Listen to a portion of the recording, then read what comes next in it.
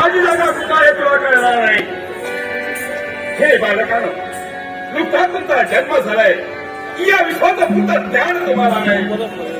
आणि या सुट्टीच्या राज्यात जीव जंतू कृमिकीडक मनुष्यपणे पशुपक्षीच्या देखील जन्मात येतात. जो जन्मास झाला त्याला